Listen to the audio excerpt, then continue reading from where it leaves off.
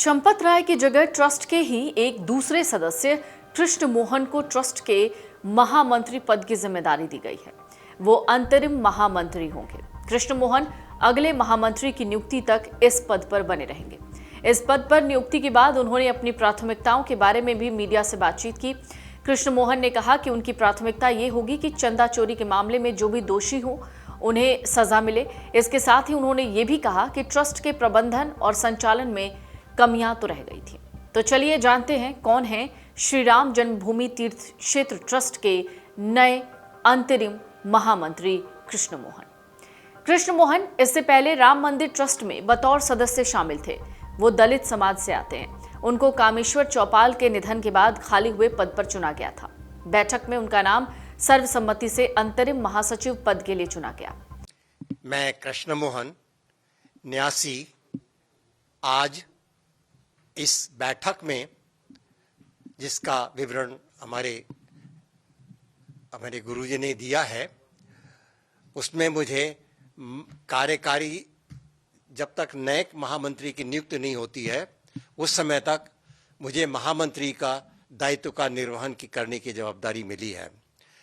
इस जवाबदारी के निर्वहन करते समय मेरी कुछ प्राथमिकताएं होंगी।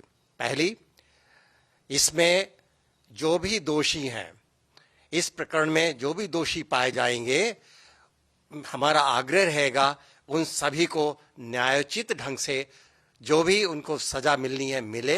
इसके लिए हम बहुत आग्रही रहेंगे। चढ़ावा चोरी के मामले में उन्होंने ही एफआईआर दर्ज कराई थी।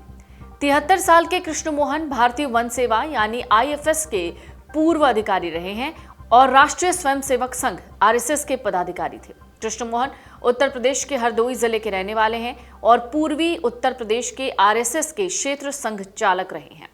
बीते साल सितंबर में श्री राम जन्मभूमि तीर्थ क्षेत्र ट्रस्ट के एक सदस्य कामेश्वर चौपाल की मौत के बाद उन्हें सदस्य नियुक्त किया गया था।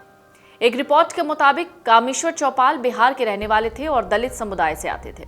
कृष्ण मोहन भी दलित समुदाय से हैं। उन्होंने लखनऊ विश्वविद्यालय से भूविज्ञान जियोलॉजी में एमएससी करने के बाद भारतीय वन सेवा के महाराष्ट्र कैडर में शामिल हुए।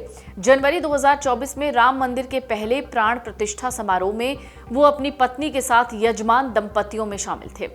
1978 में भारतीय वन सेवा में शामिल होने से पहले कृष्ण मोहन ने कुछ सालों तक परमाणु ऊर्जा विभाग में वैज्ञानिक के रूप में काम किया।